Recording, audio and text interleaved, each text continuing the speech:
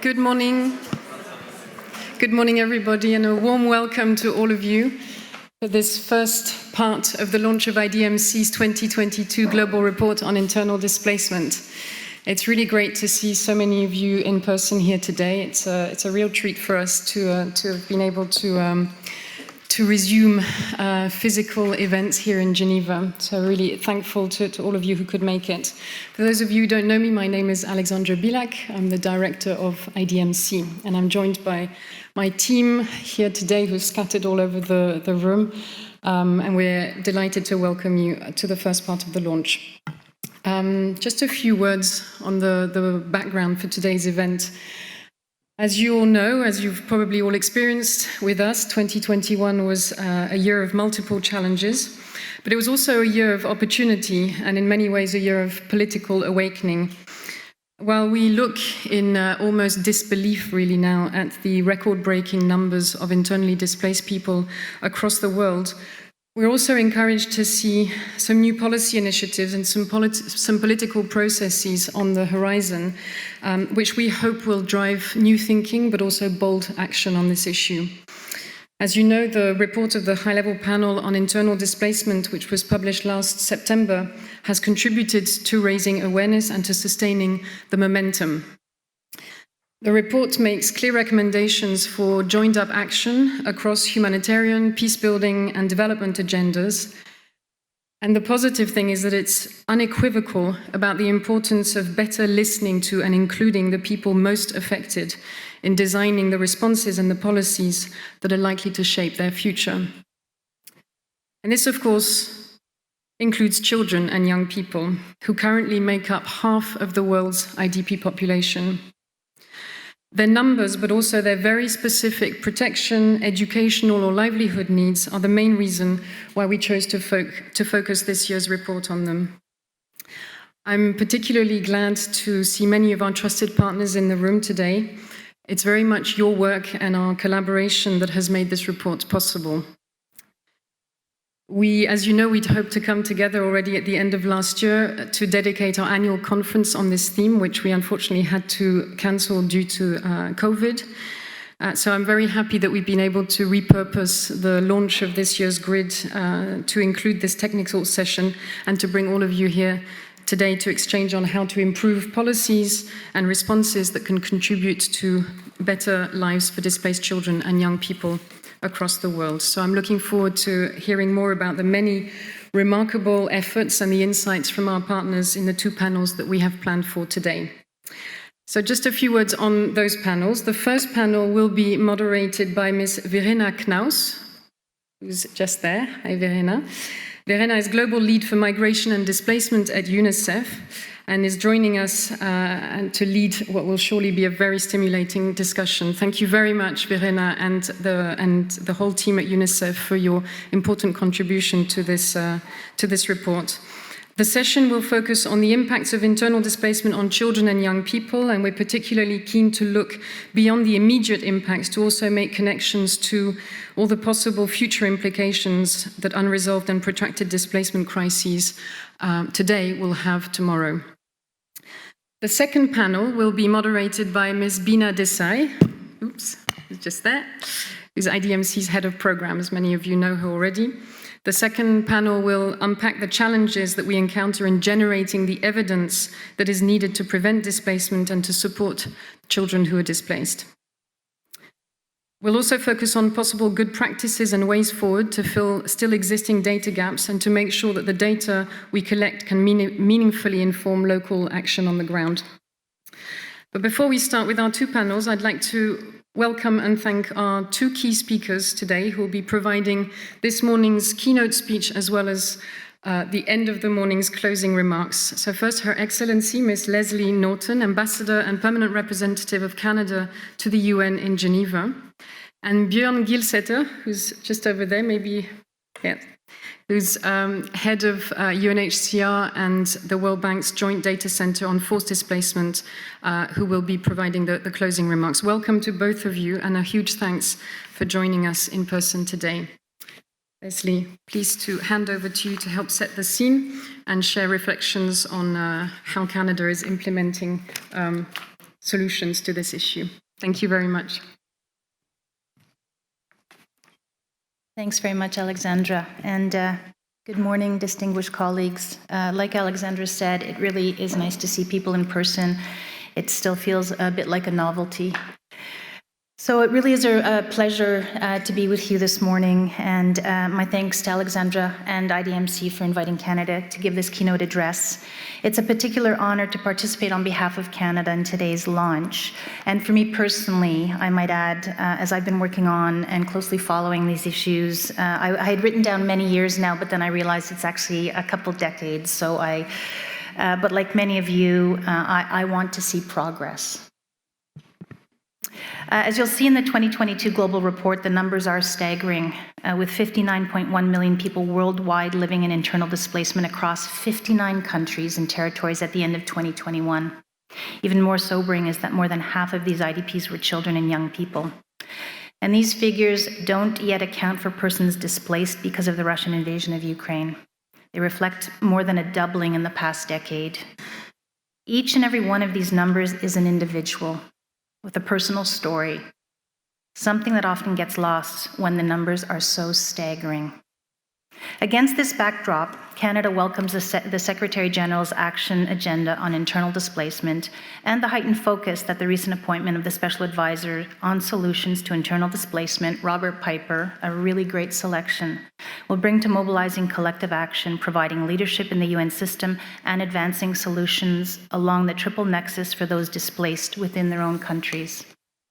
Echoing the high-level report's recommendation, Canada is convinced that in order to ensure effective assistance and protection for IDPs and to support durable solutions, our response has to involve a variety of actors in a collaborative manner as we work to close the existing gaps in the humanitarian development peace nexus. But I state the obvious. Today, in this hybrid meeting context, we have with us a variety of experts who are working collaboratively across the nexus towards enhancing global accountability and implementing tools, such as enhancing data and coordination, in order to consider more systematically the needs of children and youth in displacement. In this context, I'd like to just take the opportunity to speak with you about Canada's efforts to address the education crisis that refugee and displaced children and youth face. As we know, refugee and displaced children and youth are 30% less likely to complete primary school and are half as likely to complete lower secondary school. Only 3% of university-aged refugee students are able to access higher education, and the primary-tertiary continuum of learning is essential to finding lasting solutions. And while COVID-19 has disrupted the lives of 9 out of 10 learners worldwide, almost 200 million of them are children living in countries facing humanitarian crises. This is a number more than 5 times the population of my own country, Canada. Among the affected children and youth, forcibly displaced children, girls and adolescent girls, face additional and significant barriers to accessing and completing their education, which is not news to anyone listening. Such barriers include household and care responsibilities, mobility restrictions, sexual and gender-based violence, and increased rates of child, early, and forced marriage. And we know that the pandemic has only worsened these obstacles. According to recent estimates, the pandemic will lead to an additional 13 million girls being forced into marriage or unions by 2030, and 20 million secondary school-age girls will not return to school. These stark statistics and add urgency to continue prioritizing global support to girls' education. It takes innovative and holistic approaches both inside and outside of classrooms to make sure these children don't fall further behind. Sustaining the development gains made in education outcomes in the last few decades depend on it. But I know that I'm speaking to the converted here today.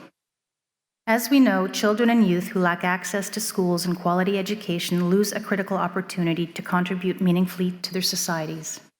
By not being in school, they also face ongoing risks, including recruitment by illegal armed groups and human trafficking.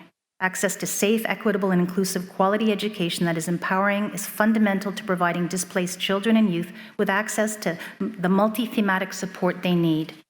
Achieving this means taking important steps, such as recognizing the crucial role of teachers as frontline actors and investing in their training, providing mental health and psychosocial support, and increasing access to digital learning. Canada, like many others, is convinced that everything starts with learning. Prosperity, health and nutrition, a sustainable environment, and social justice. Education for all, including girls, students with disabilities, refugees and displaced people, and other marginalized groups, is at the heart of Canada's international development efforts. That's why Canada is leading the international Together for Learning campaign launched in 2021 to promote quality education and lifelong learning for refugee, other forcibly displaced, and host community children and youth. Together for Learning strives to ensure quality education for all. It builds on our proven leadership in education and lifelong learning that is equitable, inclusive, gender-responsive, conflict-sensitive, and locally driven. It's also in line with our commitment to the SDGs. In keeping with Canada's feminist international assistance policy, the campaign ensures that learning spaces respond to the specific and different needs of all children and youth, and that barriers that prevent girls from accessing and completing their education are broken down. Canada has invested $120 million in targeted funding to end child early and forced marriage with partners such as Girls Not Brides, UNICEF, UNFPA, and others. Additionally, Canada also supports a broad range of programming in education, in women-led initiatives, in youth engagement and participation, and most recently through the Together for Learning Youth Summit, as well as across a range of programming to ensure that women and girls, including adolescents, have access to comprehensive sexual and reproductive health rights and services, which we all can agree is key to young women accessing and exercising their rights. Through this programming, Canada will continue to gather data and build on an evidence base to guide our programming efforts and ensure their effectiveness. As part of these efforts, Canada continues to work with Canadian and international data partners to address the gap in gender-sensitive and disaggregated data and evidence relevant to refugee and displaced children and youth.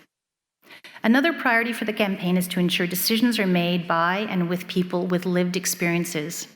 This is why we established the Refugee Education Council, made up of youth advocates, women, teachers, parents, and community leaders to guide the campaign's results and approaches by their knowledge and experiences. Canada recently hosted the Youth-led Together for Learning Summit, where the Refugee Education Council and youth from around the world took the stage and engaged as problem solvers and decision makers, working to increase local capacity, create new and diverse ways of delivering education, and maximize our collective impact. The summit resulted in a youth manifesto, which is a call to action for governments and civil society, multilateral organizations, and the private sector around 5 core themes of inclusion, mental health and psychosocial support, digital learning, gender equality, and accountability. It really was an inspiring event. We want to build on the momentum from this summit. Today's launch provides a really important opportunity to do this by casting light on the massive challenges faced by IDPs, particularly children and youth, as well as their needs, to better understand the evidence, and to further build the partnerships and platforms the sector needs to accelerate action and enhance the collective impact of our work. As we know, IDPs face overlapping challenges relative to other forcibly displaced people in accessing education. With the increasing protracted nature of internal displacement, it's time for all of us to recognize the imperative of longer-term engagement and a nexus approach to addressing immediate needs and finding solutions. And emphasizing the unique vulnerabilities and needs of IDPs is one way to help realize the 2030 agenda to leave no one behind. We also know that effective humanitarian action, including in addressing the specific needs of IDPs and of the communities that host them, must be informed by reliable data and evidence. This requires investment in innovative approaches and in the underlying architecture that supports evidence-based decision-making. This means prioritizing local data collection with disaggregation allows us to target responses effectively, interoperability to facilitate a coordinated, collaborative, and constructive approach, and working with local partners, which ensures that local knowledge and capacity is effectively used to better target needs, broaden reach, and sustain support. Investments in regional monitoring systems are also required, and perhaps most importantly, as the 2022 Global Report underscores, information should be collected and used in ways that expand young people's agency and takes their perspectives into account. Ultimately, IDMC's Global Report is a leading source of data and analysis on the risk, scale, and impacts of internal displacement. The report's value in enhancing the dissemination of data and providing evidence-based analysis not only supports traditional humanitarian responses, but is also critical to enabling effective anticipatory action that is one step ahead of population movements. and in supporting Nexus interventions that improve preparedness, enhance resilience, facilitate recovery, and enable the return of IDPs to their homes. I have to say that I'm really inspired by the potential for meaningful impact in addressing the needs of IDPs at this point. I'm also eager to join forces in partnership with other actors to multiply our efforts and shine a light on the specific needs of displaced children and youth, especially in education, and to work together to lay the groundwork for more evidence-based and effective responses to the needs of those on the move, including within their borders. And to quote Alexandra in her opening remarks, it's been a year of challenges and a year of opportunities. So let's make this next year a year of action. With that, I want to thank you all for taking the time to listen. I wish I could stay for the full meeting, but I think probably many of you know there's a World Health Assembly on, and many of us have ministers in town, and they're keeping us quite busy. So I wish you a very useful and successful range of discussions. Thank you very much.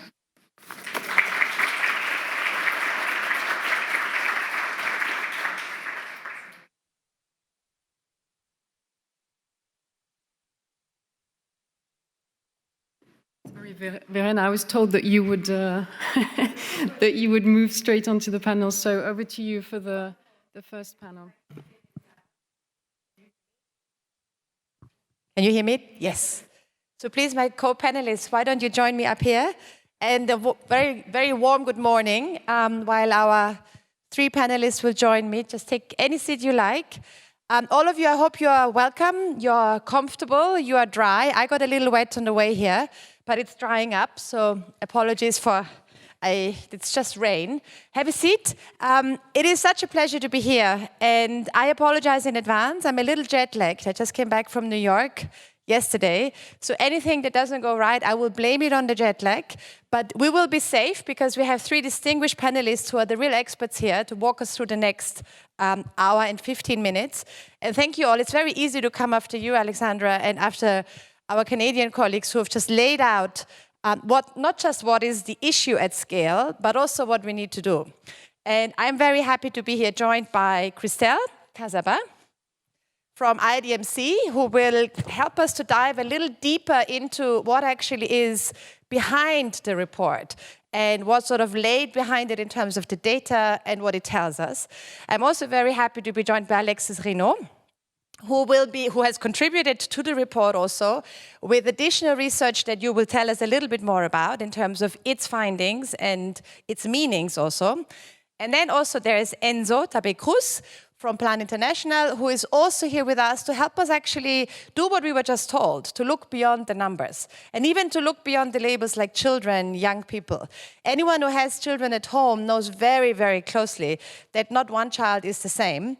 And just imagine that we are sort of throwing around figures like 25 million, 40 million, 16 million, 10 million, and somehow wrongly assume that they're all the same. They need the same things, they wish the same things for their lives, or they're even in any way remotely in the same starting point. So let me maybe start us off, and I've been asked to help all of us here who may not have been able to get through the entire report yet. And I wanted to ask you, Christelle, first. You have been, of course, from IDMC, you have been leading the work on putting the data on the table. And I really want to appreciate it is such an important step that this year's grid is actually focusing on children and young people.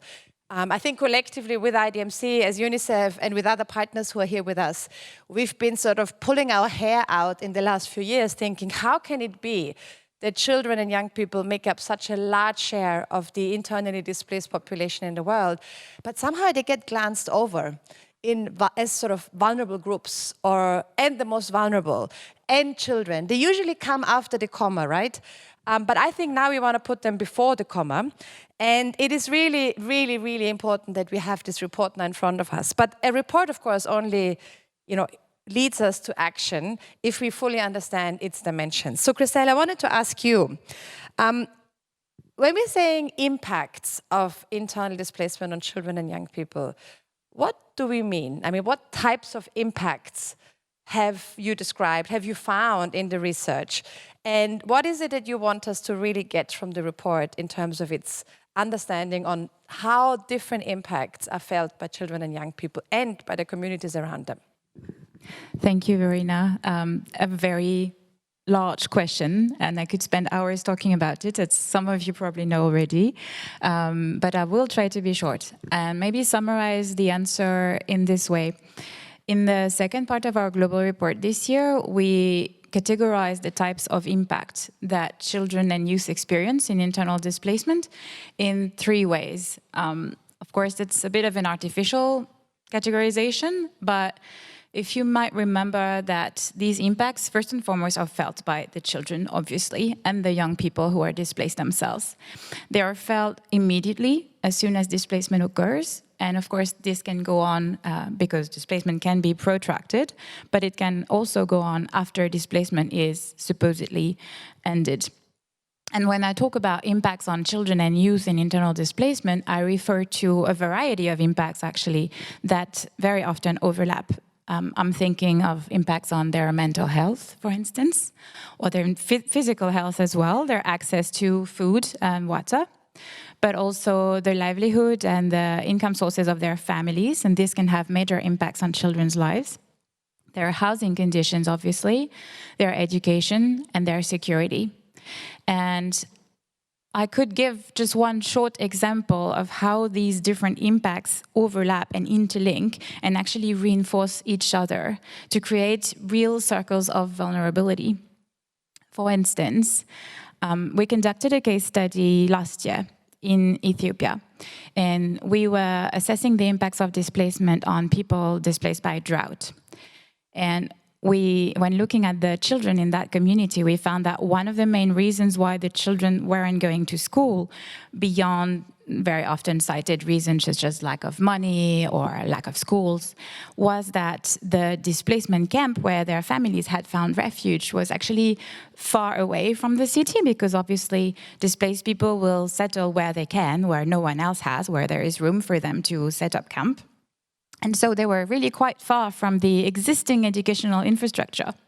So in order to get there, because there was no transportation and the families had very limited means, the children had to walk on very dusty roads and for quite a long time to get to school.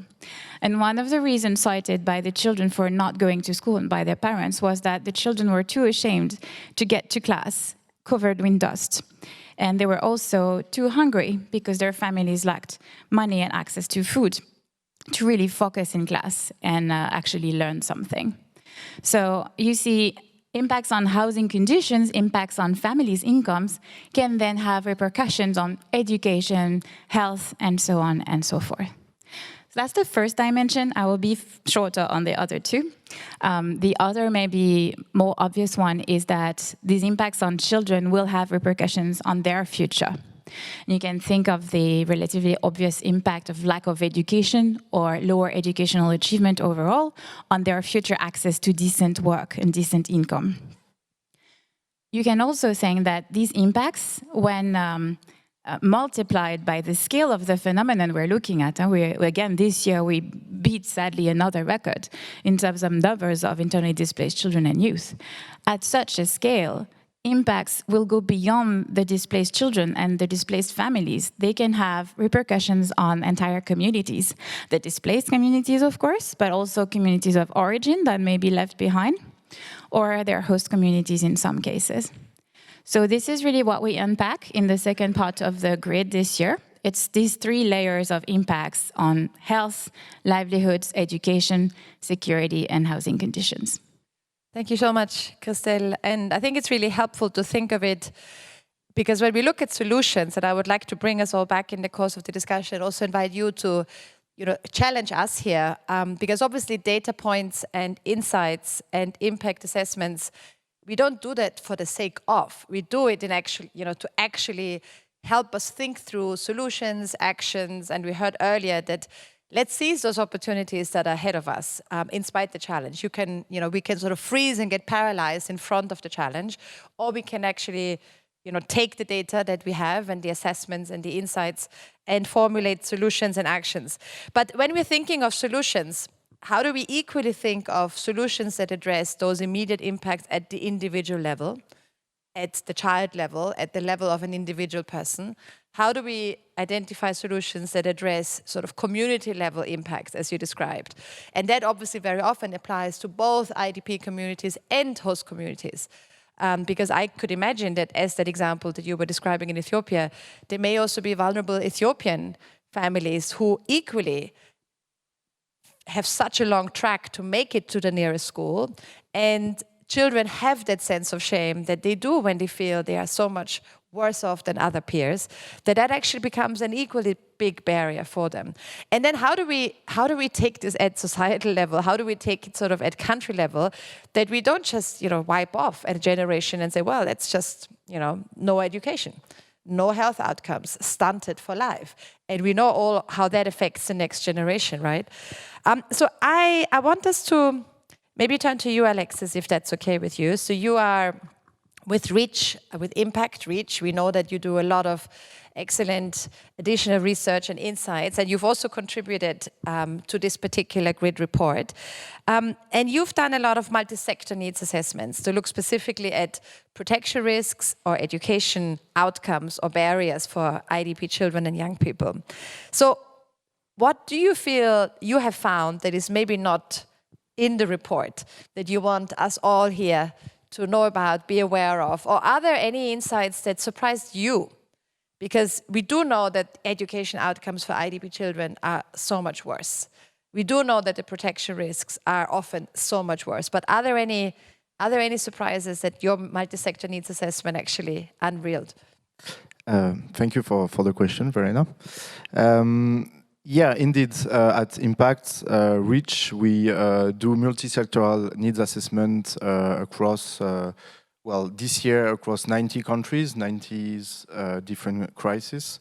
And what we do is we try to have, at least in each crisis, stratified research, both for IDPs and non-displaced communities. And by doing so, we can actually compare their needs, And I think that's maybe something we can add to the great work that IDMC did, is that we can really monitor and assess those needs to see if they are actually more severe, for displaced person. And I mean, the fact is that yes, they are way more severe for displaced person. In terms of access to education, I will echo what Christelle was saying, as well as Her Excellencies, the ambassador from Canada. But yeah, we in every single crisis that we assessed last year, the needs of displaced children were higher than the needs of non-displaced. I can take a few examples, but for example, in Sahel, which is a very big displacement crisis, we have 500,000 displaced IDPs in this region. We have very big gaps in terms of, for example, enrollment to school for displaced children, attendance to school for displaced children. If you take Burkina Faso, for example, you have only 30% of displaced children which were enrolled in school against 57% for non-displaced ones. So you see there's a great gap. And in terms of education, we also see the longer impact that it has on displaced children. For example, if you take the case of Niger, you see that in this country, the household where you have at least one person that is literate in the whole household is only 30% in Niger, while it's 74% for non-displaced households. So you see that there is a very big gap actually between these two types of population. And then you have also protection concerns, of course. That's really something we noticed in every crisis, that there are negative coping strategies due to the loss of assets of the families. Of course, you mentioned child marriage, for example, which is a very big thing in Afghanistan for displaced children. We monitor that 5% of the displaced households actually reported marrying their daughters earlier than intended last year. You also see, well, child labor is higher in every context for displaced children over non-displaced ones. And then you have even more concerning figures about case of kidnapping, abduction, even children getting lost during the displacement. You also have cases of children that join armed groups, for example. And this is, for example, the case in 2% of respondents. For example, if you take the case of Central African Republic, and it's not the case for any of the non-displaced households. So yeah, I wanted to highlight that all data really enable us to see the difference between these two populations, and of course the needs are way more severe for displaced children. Thank you so much, Alexis. I want you all to think along here, because what strikes me obviously is if we're taking the sort of the broader global framework that we don't want to leave any child behind, we don't want to leave particular population groups behind. And then what you're laying on the table is that there is a compounding effect where if you are in particularly fragile contexts or in disaster affected regions where displacement is more likely, and then on top of possibly other, challenges, you are then displaced. This is where we find the pockets of child labor. This is where we find the pockets of early enforced marriage of young girls. This is where we find the out-of-school population. This is where we find... So I'm wondering, to what extent are we then translating this back and echoing it outside communities like this, so we're looking at displacement and really taking it back into how do we then accelerate action on learning, on education, on protection, with that very, very clear focus on where are the IDP girls and boys that are out of school, on top of being at higher risk. So thanks, Alexis. I want to turn to you, Enzo, if I may. You're far away, but I will find you.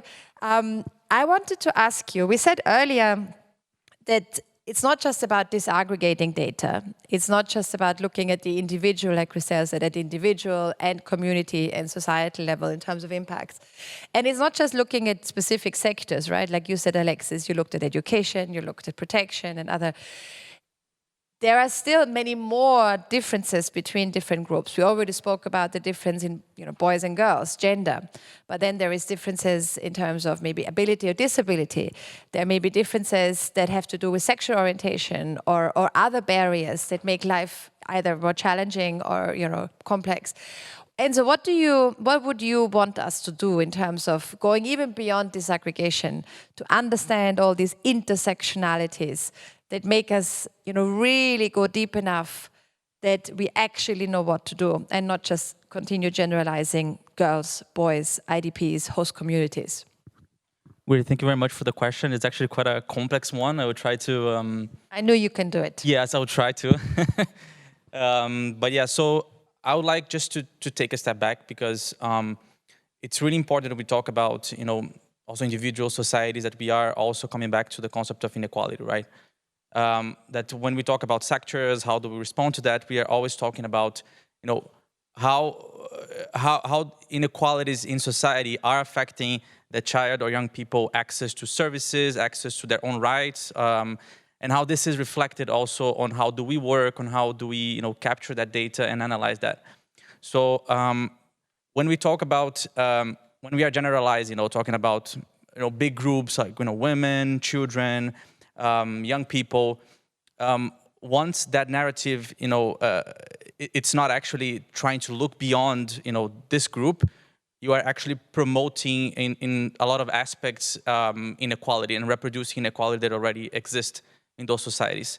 So, when looking to how this actually needs to be translated to responses and practice, I would like also to come back to one central point, which is about how we are working and how we are engaging with, young people and children and putting them in the center, and actually reflecting this diversity on how we engage them into, consultations, into working with them on all of that.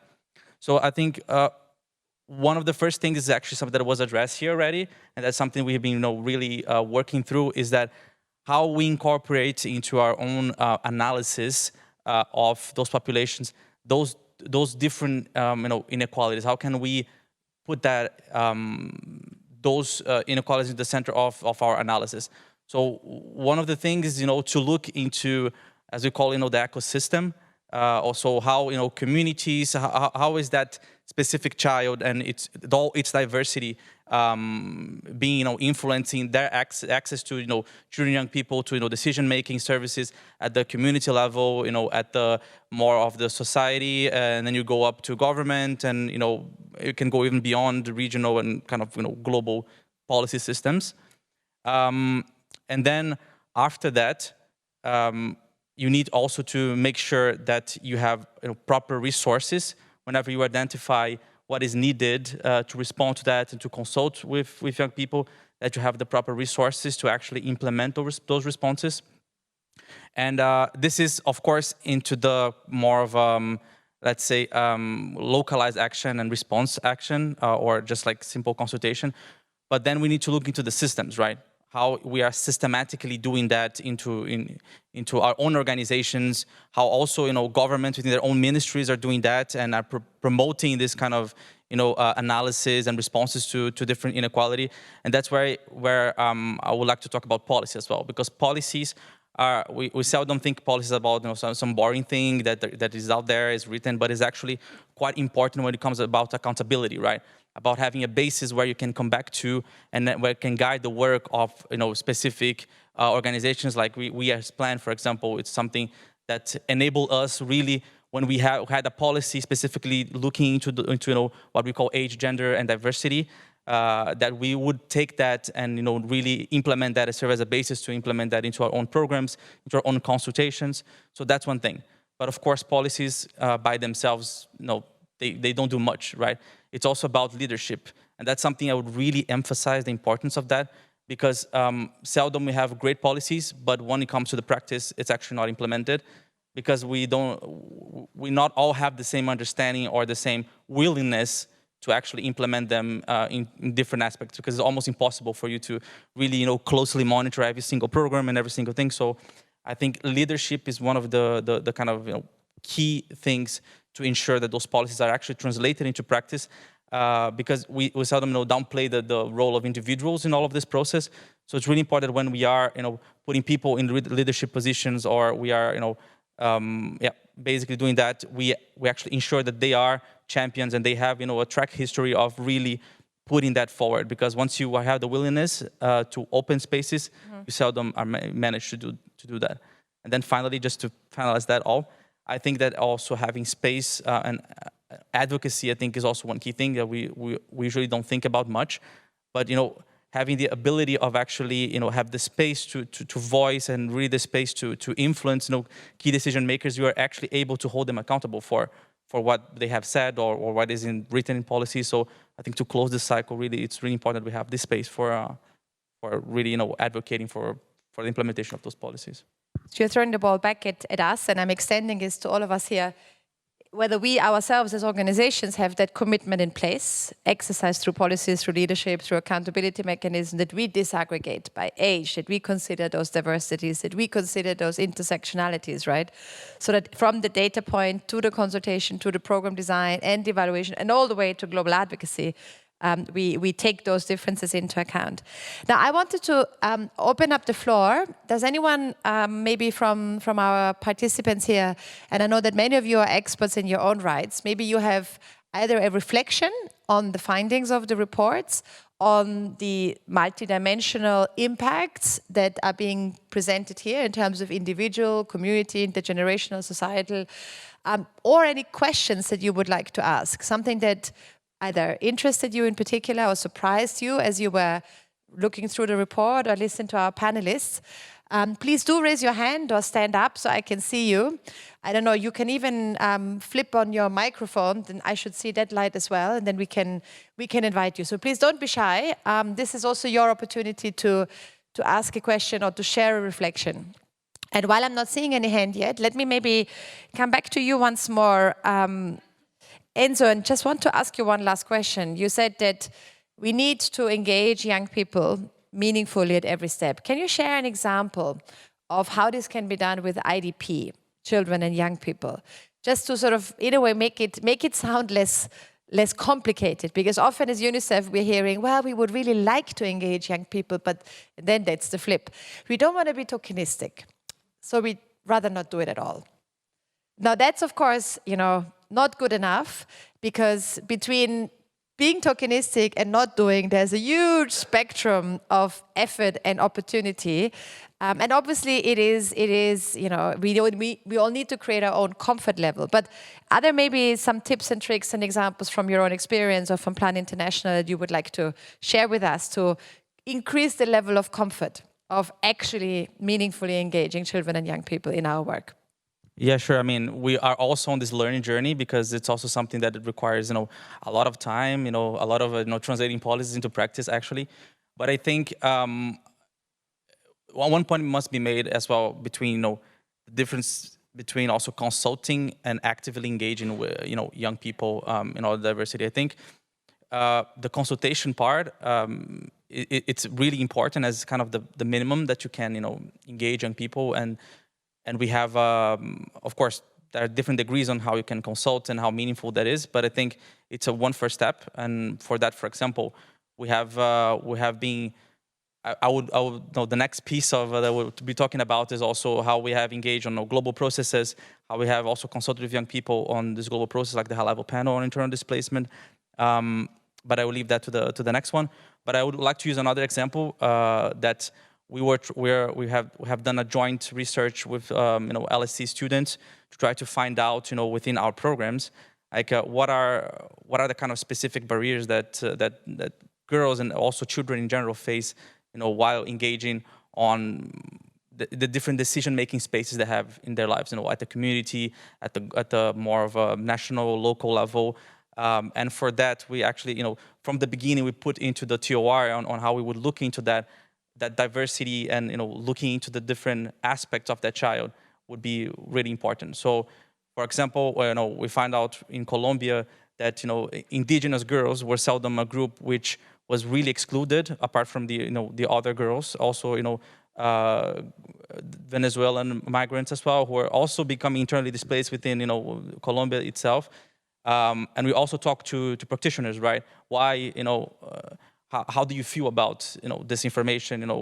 Why seldom you don't act upon that? And actually, one of the main responses that they don't feel, sometimes they don't feel they have the right tools to do that, right? They don't have the right, they don't feel comfortable or confident enough to do that. And this was not only at Plan, but also you could see that as much less policies around that specific issue you had on those different organizations, less comfortable they were into consulting young people. So that's one of the aspects. But then you have also the more active one, which is really working with young people, to design your programs, design your policies. And that, unfortunately, there's not that many examples of that, particularly around internal displacement, given also the difficulties, because sometimes those populations are really, displaced a lot. And this requires really a mindset change to the fact that we need to rethink our structures, because seldom our structures are hierarchical, really hierarchical, right? So then, I'm sure no UN colleague can relate to that. Yeah. But also you'll be, also, within even NGOs themselves as well, and how you work also with local actors. So it's, and that requires really a long-term shift to adapt those structures, to change that, to really work with, young people, and also mentor, and also, I wouldn't say even capacitate, because I think they have, enough knowledge and capacity to work themselves, but really kind of mentoring and trying to, work together. So, yeah. Thank you, Ed. Maybe just to sort of reflect on this, we, as UNICEF, when we do youth outreach challenges or polls using, for example, YouReport, which we've used quite a bit extensively to also identify what are some of the needs or some of the barriers. One of the challenge remains that, for example, access to a phone is very gendered. So boys tend to have much more access to phones than girls. And let alone, Wi-Fi or, the ability to actually connect on your phone. So if you want to actually use any digital, technology to reach young people, you need to build in the extra effort so that you can actually offset that inequality in access to mobile phones or inequality in access to information that is only available online. So you need, if you want to even get to parity, you need to then actually take your iPads and take your Wi-Fi connections, or ensure that you buy credits that specifically are available to girls, so that you actually just have a 50-50 participation, let alone obviously the next steps to actually using the data and applying it. So I think there's a lot to be said, and a lot of information that we don't yet have, because very often, and I've seen it many, many times again, we just sort of accept almost that there has been an inequality even in the participation, right? And that obviously that relates then to the data we find. But I want to, again, please, if there are colleagues out there who have questions, raise your hand. Yes, thank you for breaking the ice. Go ahead. Who was the other one that wanted to raise the hand? Fantastic. Then we have, go ahead, please. Thank you. If you don't mind, just introduce yourself quickly so that colleagues also in the coffee break can, if you say something interesting, come back to you. Thank you. Very interesting. So my name is Naina. I'm with Impact Reach, so part of the global research team here in Geneva with Alexei. So maybe to pick up on kind of the last question you had with Enzo about kind of meaningful engagement and consultations with children. One key challenge we have in our research that we try to do, which also involves trying to kind of engage more children, including children in particularly vulnerable situations because they're displaced or in certain kind of conditions, is of course doing that a bit kind of ethically, because we don't have child protection expertise. We need to put a lot of additional time and resources in investing in that and kind of making sure we have the right people, the right tools, not just in terms of the consultation process itself, but also being able to act if you see something that seems concerning. You're talking to a 6-year-old who's, maybe showing some signs that something is not right. And this is kind of a big challenge for us, of course, but we're trying to, find ways to overcome it. And I wonder if anyone here in the room or even in the panel has some best practices in terms of how can we do this kind of consultation and engagement like more ethically, more responsibly, keeping in mind that we don't have visibility also on our field operations, right? You can set protocols and processes itself, but to what extent somewhere in a remote location in Burkina Faso that's actually being followed, we don't know, right? So yeah, just curious and put it out there. Thank you. That's a very important question. How do you not just consult, but do it ethically and meaningfully? And obviously that requires child safeguarding policies, that requires referral mechanisms, that requires that if you see signs, you know where to refer to. So thank you for that question. Kaylin? Hi, my name is Greta Zander, and I work together with Kaylin in the follow-up. Sorry, so Greta. No problem. In the follow-up team of working on the action agenda of the Secretary General on internal displacement, and before that on the panel. Thank you so much to the panel. I think one of the information I heard today, which was I think presented by Alexis, if I'm not mistaken, on Impact Reach research, was the fact that in your research across some 90 countries, you found quite systematically that internally displaced children had higher needs or bigger vulnerability compared to the rest of the population. I think it's a very, very powerful finding. So I was just wondering if first you can say a little bit more about that, but also like what can be done with this finding, because something that we saw in the work of the panel on internal displacement was that, it's so important in order to change the minds or to shine the light on internal displacement to really have this type of findings, including to generate political will on this issue. So I was just wondering for any reflection on that. Thank you. Thank you, Greta. Any other question? We round it out maybe with a third one. If anyone else would like to share a reflection or a question. Yes, please. Hi, my name's Chiara. I'm a student from the Graduate Institute just across the road. And thank you so much to the panelists. I was wondering, when we speak about solutions and really tailoring them to the individual, how does the typology of crisis affect that? Of course, if it's displacement due to conflict or climate or whatever is the case, it affects the individual itself, and thus the solution most likely needs to be tailored differently. So I was wondering, in your own experience and in your own research, so to speak, if you've noticed what these differences may be in the solution construction. And yeah, just more on that topic. Thank you very much. I'm wondering if Christelle, if you want to maybe give this a chance. So maybe we start with you, Alexis, if you want to respond to the specific question on the data and what that means for solutions and how this can be used, and then we can... Yeah, thank you very much, Greta. It's a pleasure knowing that you found these findings very relevant and interesting. So you've asked if I had more examples about this differentiation in terms of needs between IDPs and non-displaced. I do. I mean, in the paper there are many examples. Maybe one that I can highlight now, and it was also mentioned during the introduction made earlier, is really the impact on the psychological well-being and mental health of those children. We have findings across all of the crises that show that displaced children have a lot of troubles in terms of psychological effects. If you, for example, take the example of Burkina Faso, for example, we have 23% of IDPs households that report a change of behavior of their child, while it's only 5% for non-displaced households. So you can really see that there is a big gap there. And maybe just to react also on the to-do things.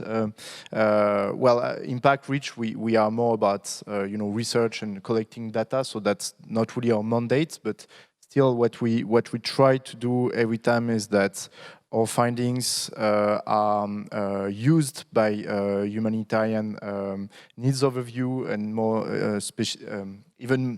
even better in the humanitarian response plans, because those are really the tools within the humanitarian sector that are actually implementing actions. And we are very happy every time this very disaggregated data is used in this kind of documents. And it has been used in something like 150 UN documents last year, so we were very happy about that. And I think another tool for action is, and you mentioned that, Enzo, is really accountability to affected population. From really a data collection perspective, what we always try to do at Impact is to include some questions related to AAP, to actually directly ask people, like, did you get some help on this matter? When was the last time that you were, for example, in touch with some NGO? What kind of help did you receive? Did this help was actually useful, or was it not very much targeted correctly? So we really try to directly ask on an individual or household level. Those kind of questions that are, I think, paramount to know if the action that are taken are actually taken, and if they are relevant and useful. Yeah. Thank you. I'm just wondering, as you were saying, that the data and the findings of the Impact Reach surveys are being used or picked up by humanitarian actors. They should also be picked up by development actors and by development plans and policies. So I think maybe just a thought, and again, if there are examples or ideas on your end, how to bridge that better, because of course, if there is, especially when we're looking at protracted displacement, that's very often when humanitarian actors either slowly move out, or their means are too limited to actually address the longer term needs. How do we make sure that those distinctions that Greta picked up on, where there's a clear gap between IDP and non-IDP children on school, on protection, on mental health needs, that is proactively addressed? But Christelle, I wanted to give you an opportunity. Maybe you could reflect a bit on the question about, does it matter if it's been conflict-related displacement or disaster-related displacement? If it's, are there differences that, you can see there are certain patterns across, across crises, across patterns that that either you can see in the report also relate, or that really relate to the solutions that we need to take forward. Absolutely, thank you. And thank you very much. I think it was Kara. Yes, excellent question. If I may, just before answering that, I'll also add a point on the very important aspect of including this type of information in development and in policies, actually. Just to say that we have a very promising project currently with the Asian Development Bank in several Asian countries where we are collecting information on the impacts of displacement in order to then inform discussions with the government. So it's still in a work in progress, but hopefully there will be some reflection in policies. And we also have a project that will be starting soon with the United Nations Development Programme, where we will be highlighting the importance of displacement in development, and of course, particularly when it comes to displaced children and youth. But now back to this really excellent question indeed. And the first and quick answer to this is yes, it matters what type of situation we find ourselves in when it comes to the impacts.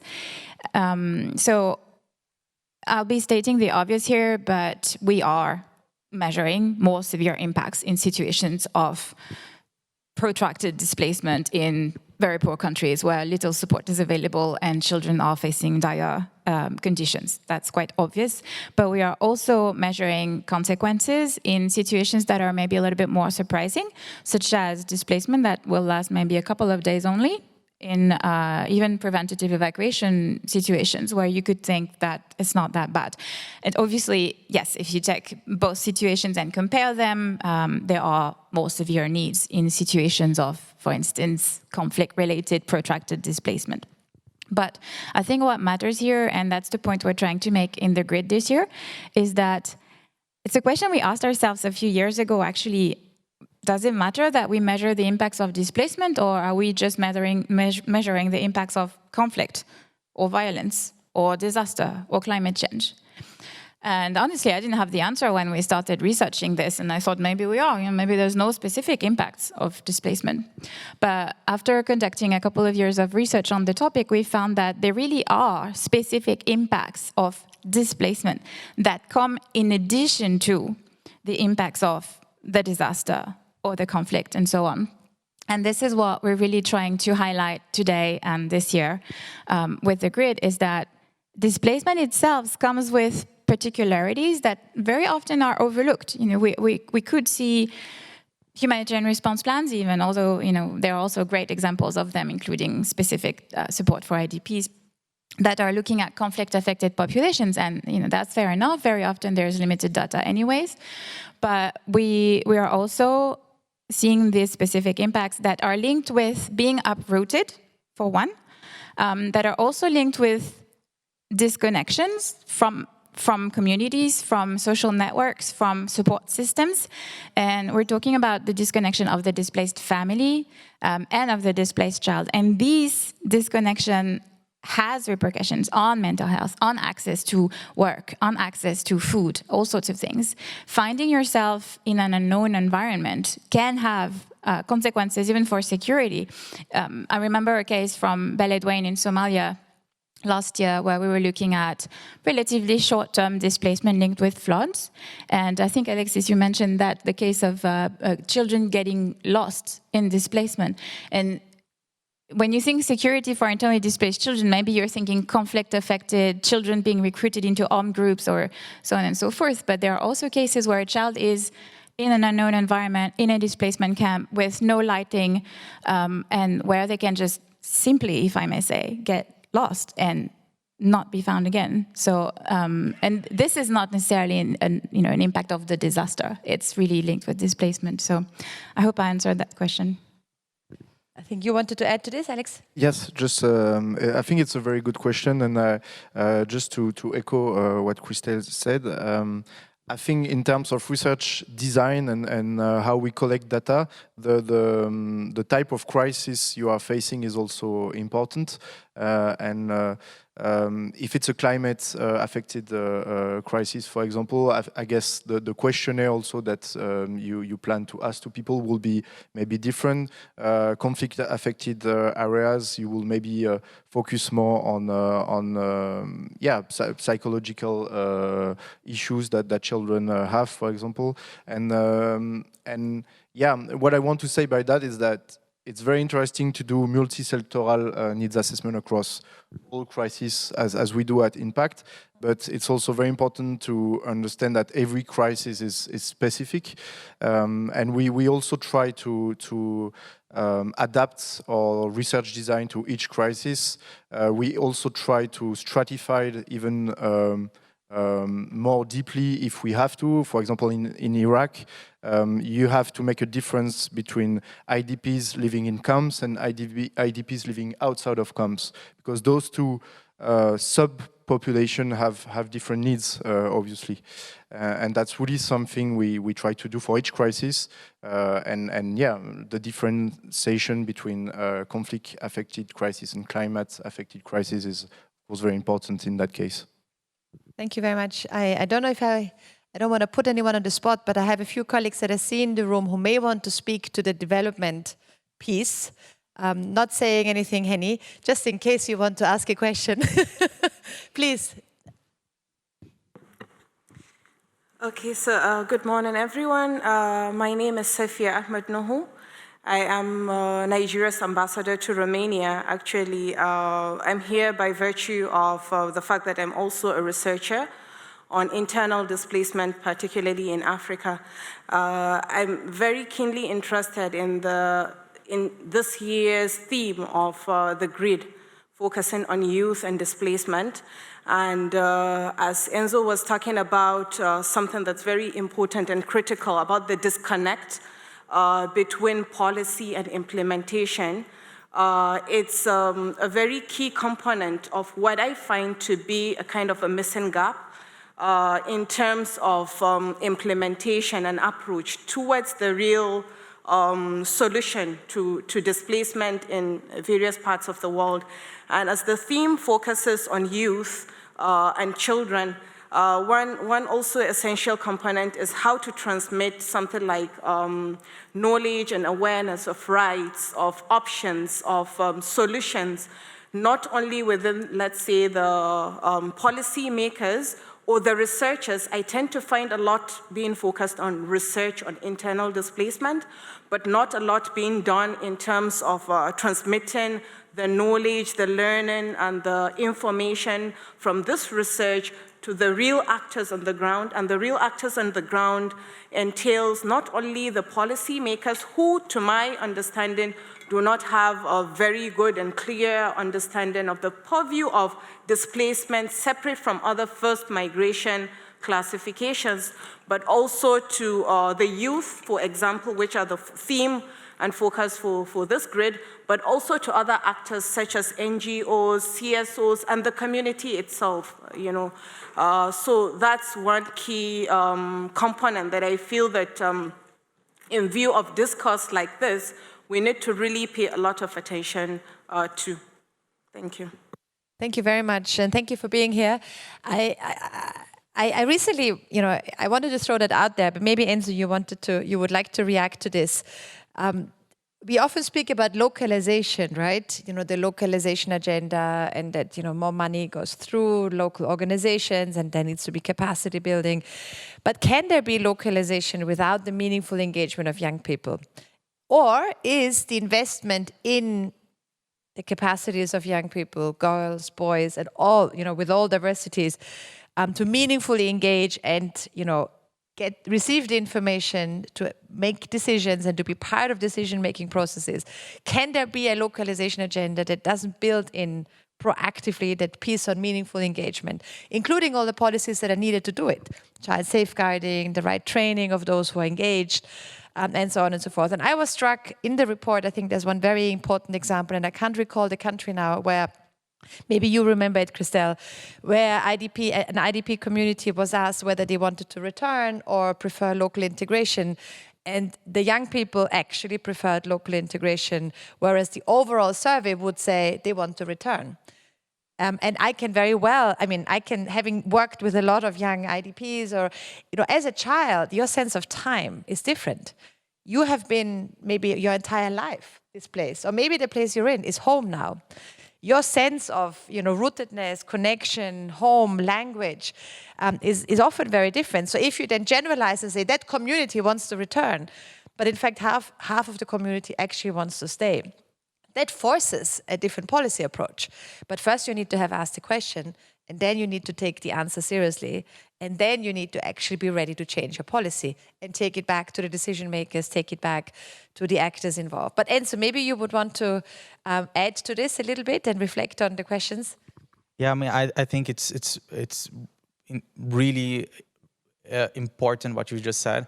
I think, consulting, you have really a big responsibility over what you are hearing and what you are getting from young people. And I'm talking about consultation, which is just the really kind of minimum that we can do in order to bring the voices of young people. But in order to deal responsibly with what you are hearing, it requires for that specific consultation not to be the end in itself, but it must ensure that this kind of information you are getting, first of all, the framing as well, because a lot of research, a lot of those kind of consultations, it's not about asking and trying to hear their opinions about what they think is the best solution for a specific problem. Sometimes it's just kind of wanting to hear their situation, but not necessarily what do they feel as being the kind of best way to respond to that specific question, or what kind of things you should focus. So I think that's one thing we can do in the sense of of changing the way we consult with young people. And then the second one is actually what do you need in order to follow up on all of those things you are hearing? So that's not a research an end in itself. So the consultation not an end in itself.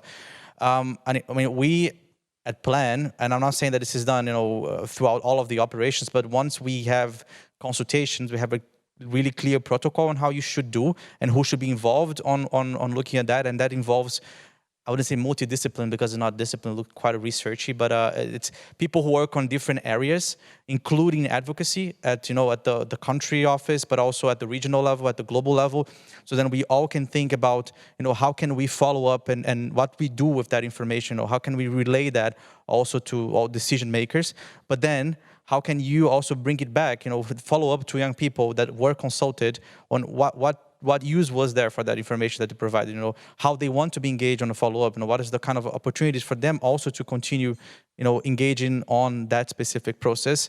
But this requires, the obvious one, resources, but also a lot of time and a lot of mentality change on how do you consult and what the space you take, how much time you need to do that, so it's really a work ongoing, but this should also be done not only at our organizational level, but also at the kind of decision-making, like higher decision-making level. So partnership is key, basically. Thank you very much. Maybe I just throw in, Christelle, I wanted to ask you about information that we still lack. Maybe you can speak about this a bit. I was recently struck, we do work together with IDMC, actually, and to understand and to model child displacement in hotspots, weather-related, that is weather-related. Where are the hotspots where we should expect most child displacement in the future due to weather? And in that context, talking with partners, and we're talking about information, right? And agency and decision-making of young people and communities and families. What is really striking is how little climate awareness there is amongst those most affected, and how that gets even worse. So girls in many contexts in Africa are very often very unaware of the relationship between climate and what they're actually experiencing in their community. So they may be taking decisions that I want to move to another place because here life is not good, but that community may be even worse affected by the risk of floods or droughts. So climate literacy in its purest form is going to be a key challenge in terms of when we're thinking education, when we're thinking agency, how do we actually make sure that people are more climate literate themselves and then able to take the decisions that are best for them. But I wanted to ask you, Christelle, there is a lot of data now being put forward, and it's excellent to see this all pulled together. But what data is still missing? What bugs you the most, or what keeps you up at night? And how can we as partners maybe here come together to address some of those additional data points? Thanks, Verena. This one will be hard to keep short. But maybe before answering all about the gaps, I can take just a second to pause and congratulate ourselves on already what we have achieved. And I say really we, because a lot of you in the room that I know pretty well now have participated in this grid, as we mentioned. And I just remember, I think it was pre-COVID, so 3 or 4 years ago, when we launched our first report on internally displaced children at the Palais. And it was the first time we had ever published even a rough estimate of how many there are. And we've really moved towards improving that figure, making it a bit more comprehensive, but also bringing together data that does exist. And several of you here, Enzo, Nayana at the time, and a few others contributed to another report we had on internally displaced youth. So there is data available, and I'm sure we'll speak about it all day, but there still are major gaps, and that's your question, so I'll focus on that now. Maybe if I can take the example of the sector of education as one maybe I'm most familiar with. On internally displaced children's education, the gaps are still huge. And thanks for saying we have a lot of information already in the grid and out there. It's very limited still, and it does remain anecdotal. And we are still really gathering information from case study approaches, very much so. And that's not enough, because then that means we can't really project anything, we can't really plan. We can't assume that because we found impacts on displaced children in Beledweyne, Somalia, then we can just extrapolate this to the whole country or to all internally displaced children around the world. So we need more data being collected, first of all, and then we also need different data being collected. And maybe I can talk about the work of a working group we're a part of, several of us here, under the leadership of UNESCO, actually. And we're assessing what is already out there being available on education data for internally displaced children. What we have found so far, and the assessment isn't final, so this is just a sneak preview of what probably will come out later this year, is that the information that is available focuses on school enrollment, or access to school, being in school. That's the most straightforward indicator, probably, but just think of yourselves and your kids, or children you know. You don't just want to know if they're in school. You want to know if they're actually learning something, if they're receiving quality education. You want to know about the type of school they're going to, whether there is adequate infrastructure, whether they have school materials, school books, how much it's going to cost you as a parent to put them there, can they go there with transport, and so on. All of this information remains unavailable. So we really are just scratching the surface of access to education, but still missing a lot of information there. And then I'll just add to this that what we're also missing, and it's a huge issue, is disaggregated data. We've mentioned it already, but it's not just enough to talk about internally displaced children. We want to know about internally displaced boys and girls, and children with disabilities, and children from indigenous communities, and children speaking different languages, and so on. And all of this is still very much lacking. I mean, is there an opportunity, and I'm throwing it out there, please react as well. We heard before in the opening, we had the high-level panel on internal displacement. We have now the action agenda put forth by the Secretary General. Is it child-focused enough? We are saying, you described the data where you say there is this huge glaring gap between IDP children, young people. We're still scratching the surface on the education data. So even the IDP children and young people that may be in education, and you can just all imagine those classrooms, or maybe classroom is a bit of a word, those spaces where you have 100 IDP kids crammed into, maybe if you're lucky, with a teacher, 3 out of 5 days without a teacher, whether that counts for anything. And yet, it still feels like we all seem to be clear on the needs, but are we clear on the urgency of action and the solutions? And are we sufficiently focusing on addressing these gaps, on bringing those gaps, narrowing them down? So please feel free to also react. Where do you see the opportunities to actually hone in on some of the issues that we've described, but resolving them, either through prevention in the best possible case, or through solutions where that is necessary? I don't know if any one of you would like to react on, are we equipped? Are the instruments, the policy commitments that we now have, are they sufficiently ambitious or focused on addressing these solutions? Does anyone else maybe in the room would like to reflect on this, please? Yeah, thanks. This is Amélie from UNESCO IAP. I think it's a really great report, and I think you're pushing the boundaries of how far and how well we can estimate the number of displaced people. So congratulations to the whole team.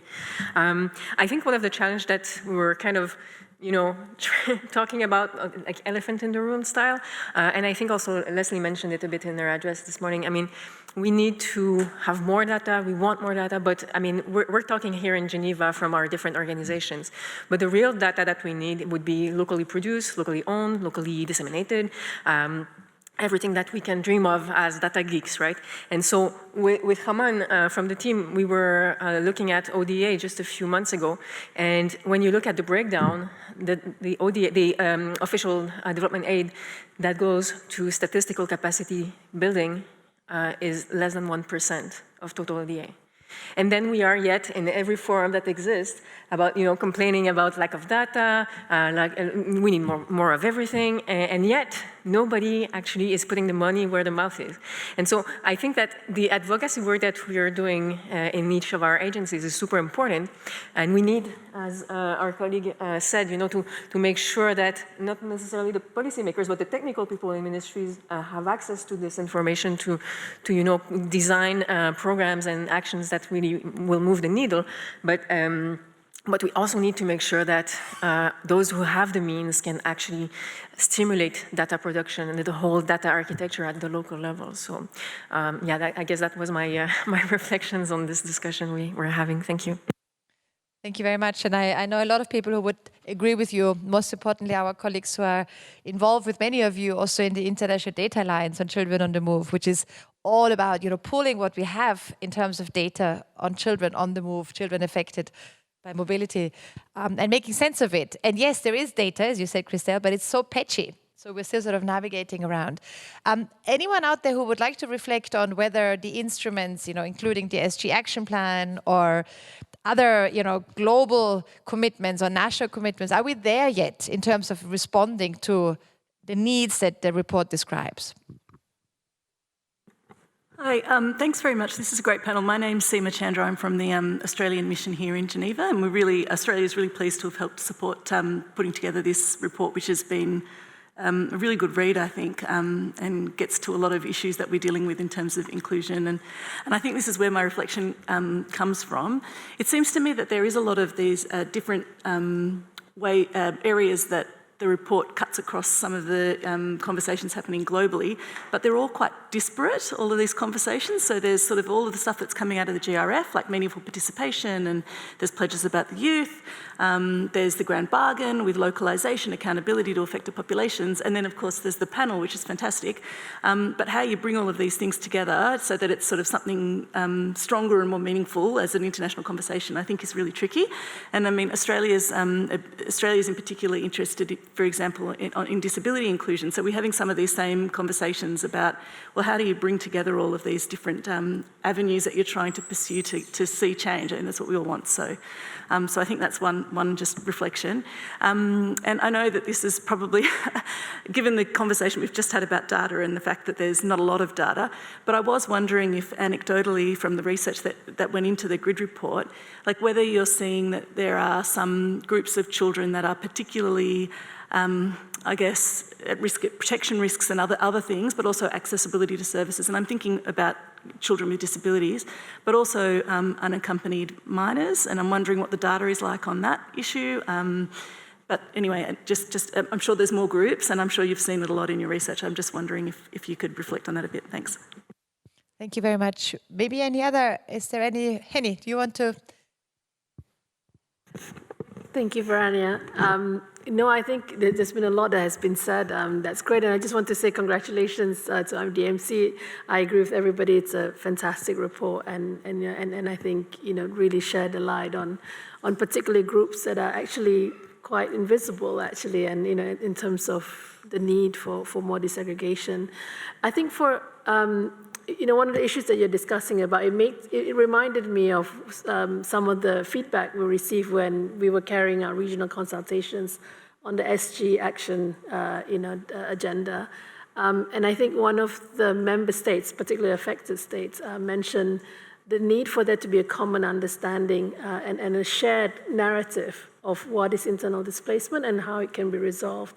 And I think, again, it's a reflection that I just also want to put on the table. Is something that we at UNDP, we want to reflect together with, of course, with IDMC and the broader IDP community, is this sense of kind of national ownership, right? Of not only of kind of the what are the impacts of displacement, I think that's very well known, but how can that be resolved?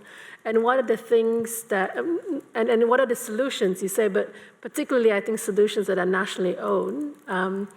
And again, when we say nationally owned, it's not necessarily solutions by governments. It could be solutions by communities.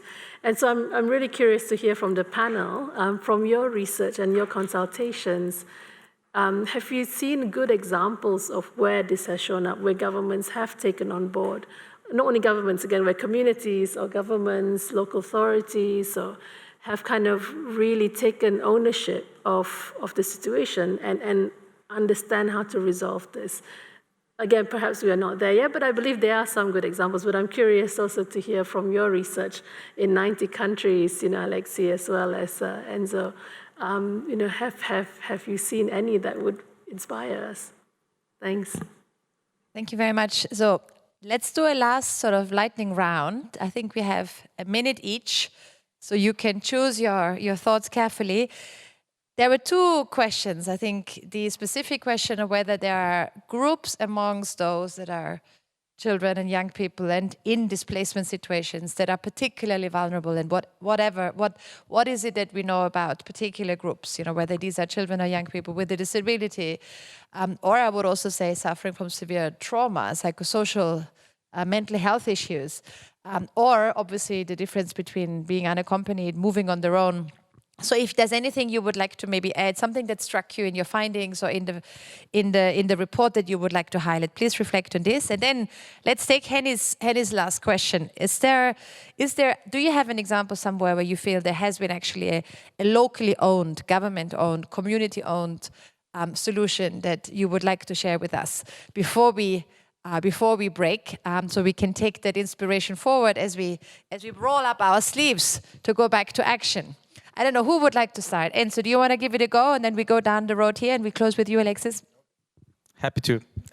Okay, so I think what colleagues just raised, and you were raising about also, the whole processes, the global process about the high-level panel, and also the action agenda. I think this leads what will be kind of my final remarks. I think to reply to your questions, for me, one of the key things, which is talking with my advocacy hat, of course, that is missing, and something that I feel is really a huge added value of those two processes, is about the kind of political will and really the political visibility and leadership aspect of internal displacement policies and politics as well, right? I feel that when we take the example of the refugees, Global Refugee Forum, Global Compact, one of the reasons why this was actually done, and I mean, you can argue, but it changed quite a lot on how we think about, is that there was a strong and clear leadership on who should, create and push this consensus for refugees, which was something that for a long time has been missing, on the whole IDP, how we talk about, how we, think about IDP as a global problem. And for me, I think that the prospects that was given, by the high-level panel report, but also, the action agenda that is coming, is that it is a real possibility that we are opening the space again, and we are working towards having more of a general consensus on where to look at and where to kind of, how to move forward on this agenda as a whole community and not anymore as, having this kind of, brave work about different organizations trying to push and, good examples. So for me, I think this is really key that we have this leadership, but also more importantly, the partnership aspect of it, which is really to work together to joint outcomes, because we don't know everything, not even know people who are up there. So I think that, working in partnership also with young people more now, because I feel we could definitely strengthen way more that we can move forward and actually, build a difference, I think, in practice. Thank you, Enzo. Is there a country or a place that you can think of that you feel we should look out for, where things are moving in the right direction? You mean actual country context, or? Yes. I wouldn't be able to tell you that at this point, but yeah. So we'll have to keep looking for that in the coffee break. Maybe Christelle, over to you. Your closing. Thanks, Serena.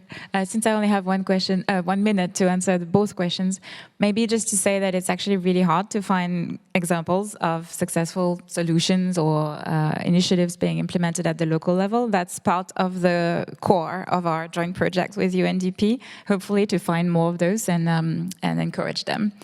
But maybe I can respond to Seema's point about children who are particularly at risk or vulnerable in displacement situations. And with this, I might actually be able to answer both questions with one example from Colombia. And of course, Colombia is often used as an example of a country where there is very good data on IDPs and support in place and available and so on. And last year, actually, at the request of OCHA in Colombia, in order to inform the humanitarian needs overview, we conducted a study in 2 locations where very little research had been conducted. And we found that even though there is free access to education, there are support mechanisms in place for IDPs. There were still groups of children who were left behind or not captured in these support mechanisms, and these included children from indigenous communities particularly. But I would also just stress the fact that those who are most vulnerable are often not even captured in the data. And I'm thinking here, for instance, unaccompanied minors. We have a couple of paragraphs in the report, but we actually have very little information there. One of the reasons is because we, at IDMC, we collect data through adult respondents only, so we wouldn't be able to capture unaccompanied minors. But there's also another example in the Colombian context where we went, where the families who had been displaced most recently and who actually feared repercussions the most refused to answer our enumerators altogether. So they're not even captured in our results, even though we tailored the survey specifically to access the most vulnerable, and still we were unable to. And maybe just to flag that in our report, we have 2 dedicated spotlights, one on internally displaced girls in internal displacement and one on children with disabilities, which was written by our excellent colleague Luisa, who is also working on a dedicated report on IDPs with disabilities for the end of this year. So more on that soon. So more to come. Alexis, your closing reflections and maybe an inspiring example? Yes. I think I will take the last question about a concrete example. I think one of the case that can be interesting is something we do at Impact, is what we call area-based assessment. And it's really something that we try to do on a very, very local level. We really zoom in a specific crisis. And we did that lately with Fada and Gourma, which is a town in Burkina Faso, which is very much affected by this displacement. And what we do is we really try to ask people about their needs, but we try to make them collaborate to the whole assessment. So we do, a collaborative mapping. For example, we try to ask them, okay, where are actually the water points in your municipality?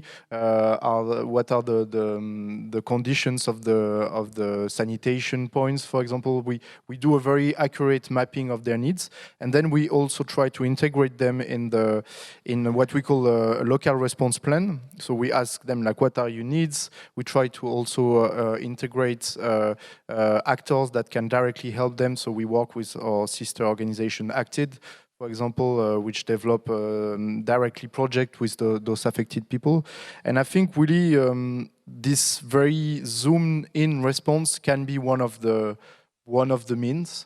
Of course, it doesn't solve the whole crisis level issue, but really integrating people in the response plans as much as we can is something we see as it's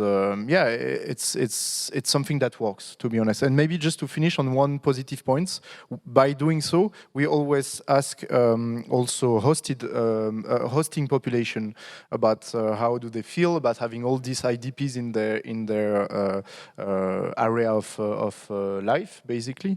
And something that always struck me is that they always welcome them in a very open way. They always the replies are always very positive, but yeah, of course, it puts more pressure on everything we have in terms of water capacity, livelihoods. But it's really striking how much they are actually able to welcome them in their community, and that's maybe something that should inspire us here, as Western people. Yeah. Thank you very much. Well, a big thanks to you.